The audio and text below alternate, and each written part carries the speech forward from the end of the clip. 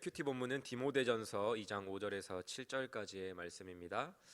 큐티 하시는 가운데에서도 큰 은혜 누리시길 바랍니다. 오늘 말씀의 은혜를 함께 나누겠습니다.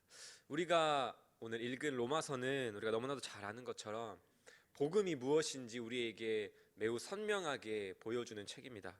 특별히 우리가 읽은 이 5장 바로 앞부분인 4장은 칭의가 무엇인지, 특별히 의롭다 여김을 받는다라는 것이 무엇인지 아브라함의 이야기를 통해서 이해하기 쉽게 설명을 해주고 있습니다. 바로 이 4장에 이어지는 5장 1절은 4장의 내용을 요약하는 동시에 5장 상반부에 어떤 이야기를 하게 될지 우리에게 잘 요약해주고 있습니다. 5장 1절의 말씀입니다. 그러므로 우리가 믿음으로 의롭다 하심을 받았으니, 4장의 말씀을 요약해주고요. 받았으니 우리 주 예수 그리스도로 말미암아 하나님과 화평을 누리자. 믿음으로 의롭다 하심을 받은 자들이 누리는 화평을 이야기하는 것이죠. 바로 이 5장 1절에서 11절까지의 내용은 4장에서 이야기했던 칭의의 결과이자 의롭다 여김을 받는 사람들이 누리게 되는 풍성한 유익이라고 정리할 수 있습니다. 특별히 오늘 우리가 읽은 말씀은 6절에서 11절까지의 말씀인데요, 이 말씀은 6절에서 8절 그리고 9절에서 10절 마지막으로 11절 이렇게 세 단락으로 구분해서 볼 수가 있습니다. 첫 번째로 6절에서 8절을 함께 살펴보겠습니다. 6절 8절입니다. 여기서 강조되고 있는 것은 다른 무엇보다도 예수님의 죽음입니다. 6절에서 죽으셨도다, 8절에서도 우리를 위하여 죽으심으로 이야기하고 있습니다. 예수님의 죽음을 계속해서 이야기하면서 강조하고 있습니다. 이 죽음은 8절에서 잘 드러내고 있는 것처럼 우리를 위한 죽음이었습니다. 8절은 그리스도의 죽으심을 통해 하나님께서 우리에 대한 자기의 사랑을 확증하셨다라고 말씀하고 있습니다. 여기서 이 확증하다라는 말은 그 자신의 사랑이 매우 확실하고 견고하다라는 것을 예수님의 죽으심을 통해 보이셨다라고 하는 의미입니다. 무엇보다도 이 사랑이 놀라운 이유는 바로 우리를 이토록 사랑하실 때에, 그 사랑을 우리에게 베푸실 때에 우리의 상태 때문입니다. 6절을 보시면 우리가 아직 연약할 때에 사랑하셨다고 말씀하고 있습니다. 우리의 전적인 무능력한 상태를 보여줍니다. 8절에 우리가 아직 죄인 되었을 때에, 이것은 우리의 법적 상태가 어떠했는지를 보여줍니다. 그리고 우리가 살펴보지 않았지만 10절에서는 우리가 원수 되었을 때에 우리와 하나님과의 관계적 측면을 보여줍니다. 하나님과의 우리의 관계가 어떠했는지를 보여주는 것이죠. 이렇게 하나님이 우리를 사랑하실 때에 우리의 상태를 요약하자면 이렇습니다. 전적으로 무능력하여 하나님을 알 수도 없고 하나님을 알지도 못한 그때에, 법적으로는 죄수인 상태일 때, 하나님을 모르는 것을 넘어서 하나님을 대적하는 하나님과 원수인 관계일 때에 하나님께서 우리를 사랑하셨다라고 말하고 있는 것입니다. 칼빈의 표현에 의하면 우리가 하나님으로부터 그 어떤 배려나 존중을 받을 만한 가치나 자격이 전혀 없을 그때에 사랑받을 조건도 갖추지 못하고 사랑받을 자격도 없는 그런 우리를 사랑하셨다라고 오늘 6절과 8절에서 말씀하고 있는 것입니다. 사도 바울은 이토록 놀라운 하나님의 사랑을 더욱더 드러내고 강조하기 위해서 7절에서 인간이 할 수 있는 최고의 또 최선의 위대한, 인간이 할 수 있는 가장 위대한 사랑을 이야기함으로써 하나님의 사랑을 더욱더 부각시키며 대조합니다. 7절에 의인을 위하여 죽는 자가 쉽지 않고 선인을 위하여 용감히 죽는 자가 혹 있거니와 이야기를 하고 있죠. 여기서 7절 8절을 통해 사도 바울은 하나님의 위대한 사랑을 더욱더 드러내며 논증하고 있는 것입니다. 이렇게 말하는 것이죠. 인간의 사랑은 진짜 선한 사람을 위하여 혹 자기 목숨을 바치는 정도가 최선이다. 하지만 예수님은 선한 사람, 의로운 사람이 아닌 그 사랑을 받을 만한 어떠한 자격 없는 죄인과 원수들을 위해 죽으셨다.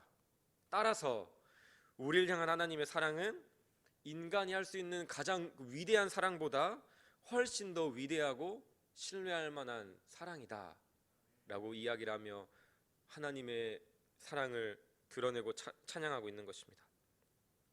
아멘. 우리는 모두 예수 그리스도를 믿는 믿음 안에서 이토록 놀랍고도 위대한 사랑을 받은 자들입니다.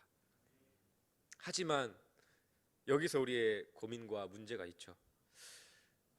정말 받을 자격도 없고 가치도 없고 조건도 갖추지 못했던 우리를 이토록 놀랍게 변화시켜 주시고 용서해 주셨는데 그 은혜에 합당한 삶을 살아가지 못하는 내 자신의 모습을 볼 때에 구원에 대한 확신이 내 행위를 볼 때마다 흔들리고 우리의 궁극적인 미래에 대한 소망이 희미해진다라고 한다는 것입니다.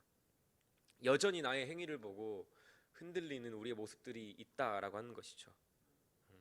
그토록 연약한 우리이기에 우리는 계속해서 끊임없이 다시 하나님께서 하신 일에 대해 주목해야 합니다.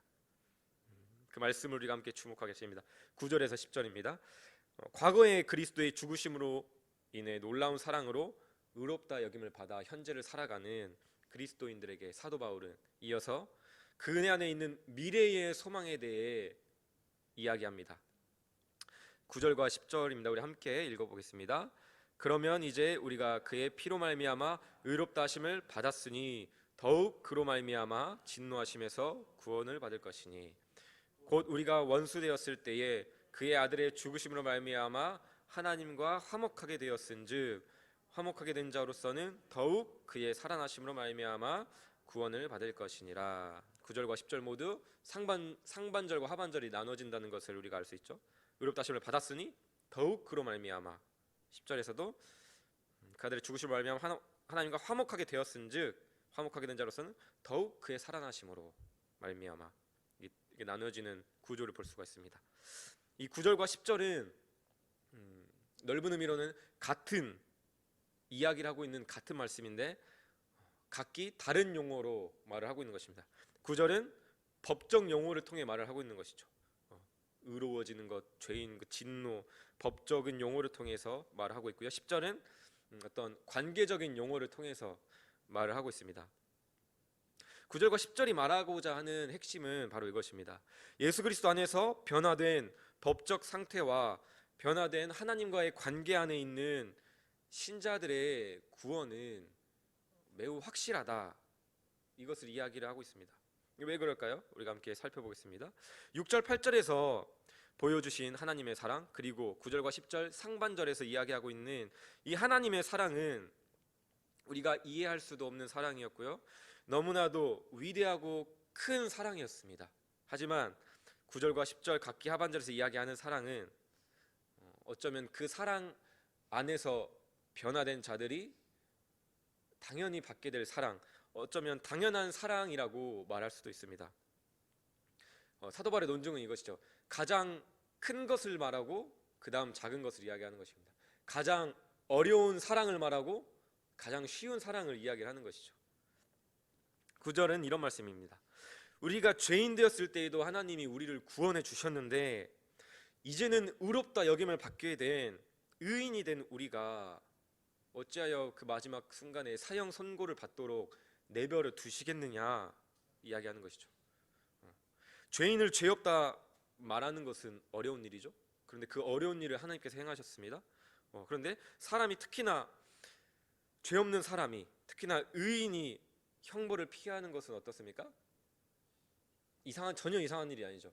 매우 당연한, 지극히 당연한 일이다, 쉽다라는 것을 우리에게 지금 이야기를 해주는 것이죠. 법적으로 무죄인 정도가 아니라 의인인 사람을 다시 감옥에 집어넣으려면 우리가 어떻게 해야 됩니까? 그에게 죄가 있는지 다시 혐의를 묻고 재조사를 해야 되고 재심을 거쳐서 형량을 결정해야겠죠. 하지만 기억하십시오. 하나님의 법정에서는 결코 재심이 없습니다. 연쇄살인마에 대한 재판도 간혹 재심에 올릴 때가 있죠. 인간이 하는 재판은 불완전하기 때문입니다. 하지만 우리와 모든 인류의 죄를 떠안은 예수님은 그 재심의 여지도 없는 인류 역사상 가장 최악의 극악무도한 죄수였습니다. 극악무도한 죄수를 접할 때 국민들은 어떻게 반응합니까? 그 뉴스를 볼 때 사형제도 부활시켜야 된다. 댓글들 보면 당장 사형시켜라. 왜 사형제도를 폐지했느냐? 무슨 재심을 논하거나 재심의 가능성은 생각지도 않고 그렇게 극악무도한 죄수를 보면 당장 죽여라. 우리는 이야기를 하죠. 우리의 모든 죄를 뒤집어 쓰신 예수님이 바로 그런 최악의 죄수가 되셨습니다. 그리고 그 재판을 가장 완전하시고 전지전능하신 하나님 아버지께서 친히 재판하셨습니다. 가장 완벽한 최고의 재판장이 가장 극악무도한 최악의 죄수를 판결한 완전한 재판이고 심판이기 때문에 하나님의 법정에서는 재심이 없습니다. 그리고 그 죄수에게 이미 최고의 형벌이 내려져 그 죄수가 죽어버렸기 때문에 재심을 할 수도 없는 것이죠. 그 판결 안에서 우리가 살림을 받은 겁니다. 예수님께서 형벌을 받으신 만큼, 예수님이 죽으신 그만큼, 우리가 그 사랑을 아는 만큼, 그 은혜를 믿는 만큼 우리가 그 안에서 사랑을 누리는 것이고 그 안에서 의롭다 여김을 받는 것이죠. 최악의 죄수인 우리가 받아야 할 사형 선고의 판결을 예수님께서 완전하신 재판장께 우리 대신 받으셨기 때문에 우리의 죄는 예수님께 전가되었고 예수님의 의는 우리에게 전가되었습니다. 우리는 그 의를 전가받았습니다. 예수님이 죽음의 형벌을 받으셨기 때문에 이 재판은 결코 번복되지 않습니다. 그렇기 때문에 우리는 하나님의 최후의 진노에서 구원을 받는 것입니다. 그것이 바로 우리가 누렸던 의였고 지금도 또 영원히 누리게 될 하나님의 의입니다. 10절 말씀은 이런 말씀입니다. 우리가 원수 되었을 때에도 하나님께서 우리를 구원해 주셨는데 이제는 하나님과 화목하게 되어서 하나님과 가족이 되고 친구가 되었는데 하나님께서 자신의 가족이 된 우리를 실패하게 내버려 두시겠느냐? 우리가 원수일 때도 우리를 포기하지 않으셨는데 이렇게 말하는 것이죠. 자녀가 속을 썩였다고, 자녀가 말을 안 듣는다고 그 자녀를 포기하는 부모가 있습니까? 없죠. 그렇지 않죠. 원수된 너희를 용서하는 그 어려운 일도 내가 너희를 위해서 행했는데 이제는 부모가 되고 너희는 나의 자녀가 되었는데 자녀된 너희를 끝까지 붙들고 가는 것은 너무나도 나에게 당연한 일이고 쉬운 일이다. 너희는 바로 그런 관계 안에 있어. 그렇기 때문에 어떤 구원에 대한 확신 때문에 불안해하거나 두려워할 필요가 전혀 없단다라고 우리에게 말씀해 주시는 것이죠. 이 말씀은 이처럼 하나님께서 변함없이 그리고 영원히 우리를 붙들고 계신다는 그 사실을, 그 은혜를 알려줍니다. 법적으로 가장 명백하게 의롭다 여겨주시고 관계적으로는 가장 따뜻하게 부모님으로서 가장 친밀한 관계로서 우리를 사랑하신다고 말씀해 주심으로써 하나님을 향한 우리의 믿음을 확실하고 견고하게 세워주십니다. 이 사랑을 기억하시길 바랍니다. 이 하나님의 사랑이 우리의 인생의 시작과 우리의 인생의 끝을 감싸고 있습니다. 우리의 생명 이전부터 우리를 사랑하신 하나님께서 우리의 죽음 이후로도 사랑하신다고, 영원히 우리를 사랑하신다고 말씀하시는 이 사랑의 고백을 들으시길 바랍니다. 나는 너를 사랑했고 지금도 너희를 사랑하고 있으며 영원토록 너희를 사랑할 것이다. 왜냐하면 예수 그리스도의 죽음과 부활 안에서 너희를 향한 그 모든 그 사랑이 온전히 이루어졌기 때문이다.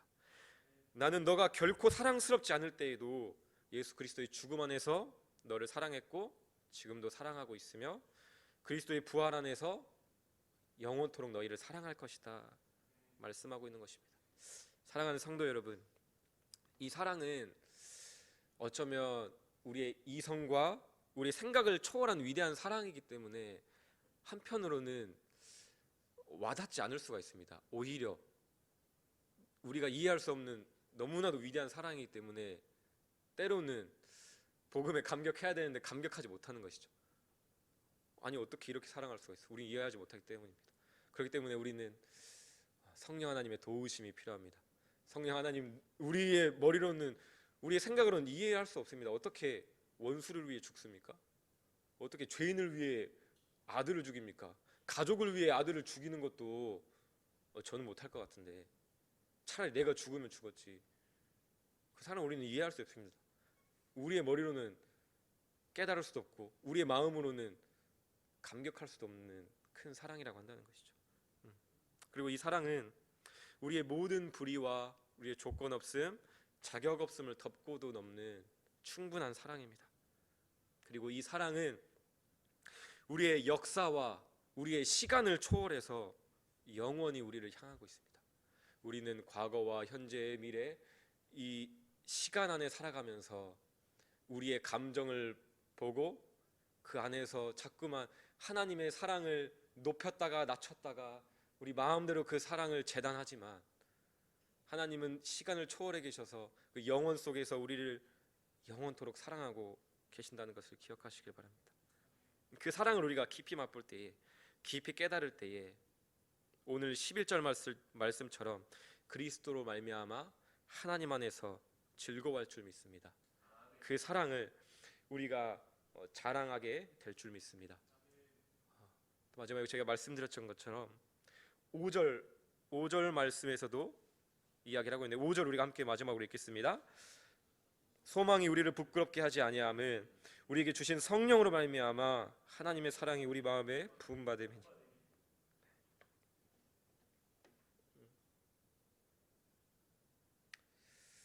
이 소망은 우리를 결코 부끄럽게 하지 않습니다. 그리고 이 사랑이 우리에게 부음받는 것은 우리가 지적으로 탁월해서 이 사랑을 깨달아서가 아니라 5절에서 말씀하고 있는 것처럼 우리에게 주신 성령으로 말미암아 하나님의 사랑이 우리 마음에 부어질 때에만 우리가 그 사랑을 깨닫고 그 사랑을 누릴 수 있는 것입니다. 우리가 이 아침 이 복음에 대해, 이 은혜와 사랑에 대한 감격이 있지 않다면 간절히 하나님께 이 시간 기도하였으면 좋겠습니다. 성령 하나님, 우리 마음 가운데 이 사랑을 부어주시옵소서. 이 사랑을 깨달을 수 있도록 넘치도록 우리 마음 가운데 이 사랑을 부어주시옵소서. 그리고 그 사랑을 기억하며 오늘 이 하루를 주님과 동행하시기를 주님의 이름으로 축복합니다.